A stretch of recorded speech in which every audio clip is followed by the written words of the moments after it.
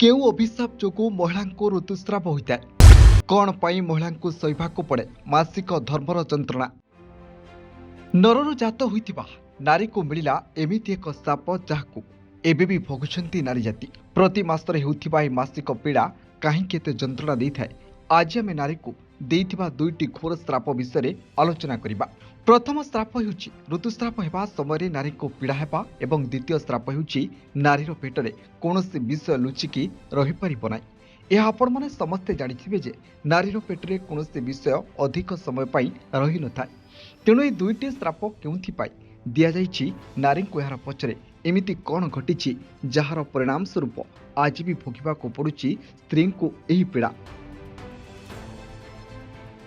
द्वितीय अभिशापटी युधिष्ठिर महाभारत समय समस्त नारी जाति को देइथिले। एही अभिशाप कहानी हेउछि महाभारत युद्ध रे अर्जुन अंगराज कर्ण को मारी देइथिले। तेबे माता कुंती कर्णंकर मरण रे दुखित होई पंचु पांडव को एही सत्य कहिथिले जे कर्ण तांको शत्रु नुहे परंतु तांको बड़ भाई अटे। यह सहित माता कुंती पांडव मानकु कर्णंक जन्म संबंधरे कहिथिले जे से किपरि सूर्यदेव को प्रसन्न करथिले एवं सूर्यदेव एथिरे प्रसन्न होई तांको पुत्र संतानर वर देइथिले। इ समस्त विषय कुंती कुआरी कन्या थिबा समय भूल रे घटी जाइथिला एवं कुआरी बयस रे से कर्ण को नदी रे छाड़ी देइथिले।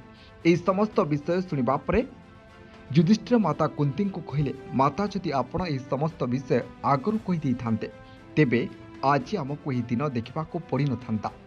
तेणु एहि समय युधिष्ठिर समग्र नारी जाति को एहि श्राप दी जाइथिले जे नारी पेटरे कौनसी रहस्य विषय अधिक समय पाई रहिब नै। ब्यूरो रिपोर्ट संस्कार टीवी ओडिशा।